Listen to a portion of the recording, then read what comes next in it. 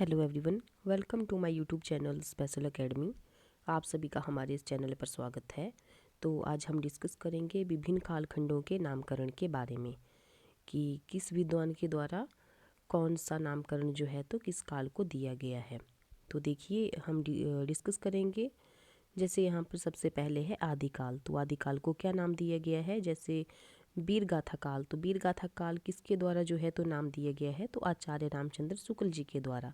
Next है आदिकाल। आदिकाल की संज्ञा किस विद्वान के द्वारा दी गई है? तो हजारी प्रसाद द्विवेदी जी के द्वारा। नेक्स्ट है चारण काल। तो चारण काल की संज्ञा डॉक्टर राम कुमार वर्मा और ग्रियर्सन के द्वारा। नेक्स्ट है बीज बप्पन काल। तो इसकी संज्ञा जो है तो महावीर प्रसाद द्विवेदी के द्वारा दी गई है। नेक्स्ट है सिद्ध सामंत युग। तो इसकी संज्ञा जो है तो राहुल सांस्कृत्यायन के द्वारा दी गई है। नेक्स्ट है आरंभिक काल। तो आरंभिक काल की जो संज्ञा है वो डॉक्टर गणपति चंद्र गुप्त जी के द्वारा दी गई है। और नेक्स्ट है जैसे मिश्र बंधु। तो मिश्र बंधु की संज्ञा जो है तो यहाँ पर प्रारंभिक काल की संज्ञा जो है तो मिश्र बंधुओं के द्वारा दी गई है। नेक्स्ट है जैसे पूर्व मध्यकाल। तो पूर्व मध्यकाल को और अन्य किस नाम से जानते हैं? तो देखिए पूर्व मध्यकाल को भक्ति काल के नाम से भी जाना जाता है।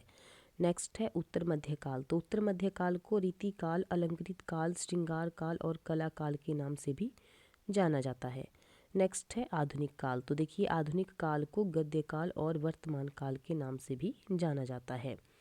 बढ़ते हैं नेक्स्ट की तरफ। हिंदी साहित्य का इतिहास लेखन और इसकी पद्धतियाँ।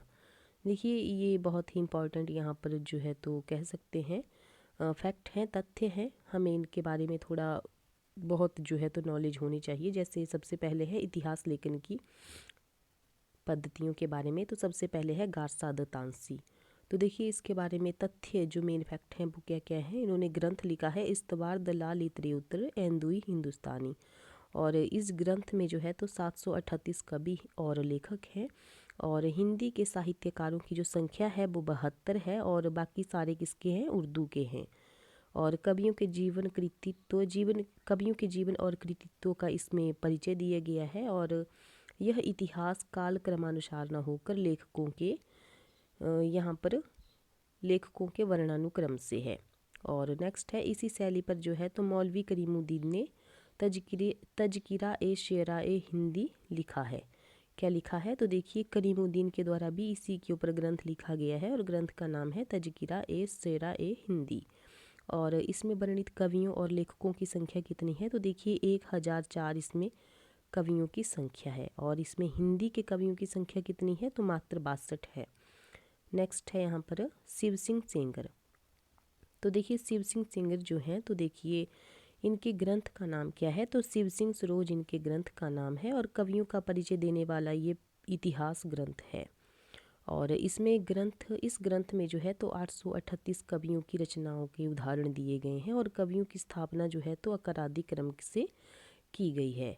नेक्स्ट है जॉर्ज ग्रियर्सन। तो देखिए जॉर्ज ग्रियर्सन के बारे में यहाँ पर मेन तथ्य जो है, मुख्य तथ्य हैं। जैसे इनका ग्रंथ का नाम क्या है? The modern vernacular literature of Hindustan. और काल क्रमानुसार कवि परिचय तथा इतिहास की अवधि का काल विभाजन इसमें किया गया है। और हिंदी साहित्य का प्रथम इतिहास देने का गौरव जो है तो इस ग्रंथ को प्राप्त है। नेक्स्ट है ग्रियर्सन ने भक्ति काल को हिंदी साहित्य का स्वर्ण युग जो है तो कहा है। नेक्स्ट है यहाँ पर मिश्र बंधु। तो देखिए मिश्र बंधु जो हैं तो 3 कवियों का एक समूह है। जैसे श्री श्याम बिहारी मिश्र, गणेश बिहारी मिश्र और सुखदेव बिहारी मिश्र। और इनके ग्रंथ का जो नाम है वो है मिश्र बंधु विनोद। और इसमें जो है तो कवियों की संख्या कितनी है? तो 4591, लगभग 5000 कवियों का इसमें समावेश है। और हिंदी साहित्य के इतिहास में प्रमुख कवियों के नाम पर 14 उपकालों की यहाँ पर स्थापना की गई है। नेक्स्ट है यहाँ पर जैसे रामचंद्र शुक्ल। देखिए रामचंद्र शुक्ल जो है तो बहुत ही ज़्यादा यहाँ पर महत्वपूर्ण है।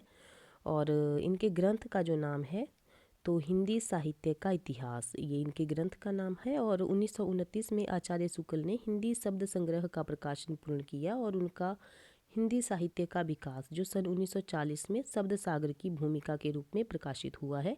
और आचार्य शुक्ल का इतिहास विधेयवादी पद्धति पर आधारित है।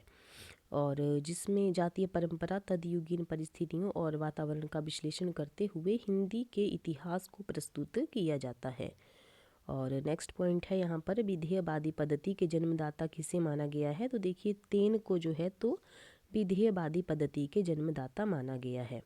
नेक्स्ट है डॉक्टर रामकुमार वर्मा। तो देखिए ये जो है तो इनके शोध ग्रंथ के नाम है हिंदी साहित्य का आलोचनात्मक इतिहास। ये इनका शोध ग्रंथ है और ग्रंथ का नाम क्या है? तो हिंदी साहित्य का आलोचनात्मक इतिहास। और इसमें जो है तो वीर गाथा काल और भक्ति काल का इतिहास प्रस्तुत किया गया है और विशेष कालावधि को लक्ष्य करके लिखे जाने वाले आलोचनात्मक इतिहास।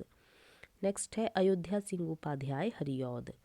तो देखिए अयोध्या सिंह उपाध्याय हरिऔध जी के ग्रंथ का नाम क्या है? तो हिंदी भाषा और साहित्य का विकास, ये इनके ग्रंथ का नाम है और भाषा को लक्ष्य करके लिखा जाने वाला ये इतिहास है। नेक्स्ट है ज्ञानपीठ तथा काशी नागरी प्रचारिणी सभा।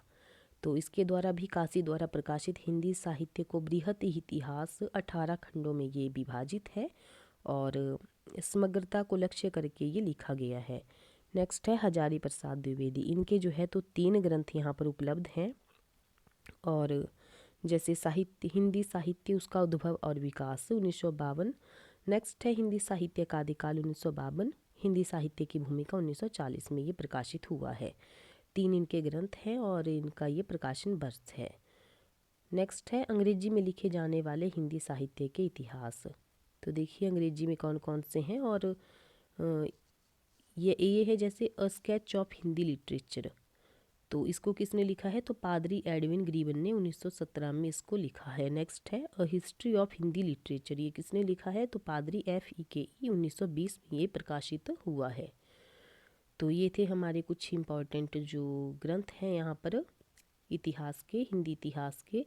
और आपको बताना है कमेंट बॉक्स में कि आपको हमारी ये वीडियो कैसी लगी है और मिलते हैं नेक्स्ट वीडियो में। Thank you.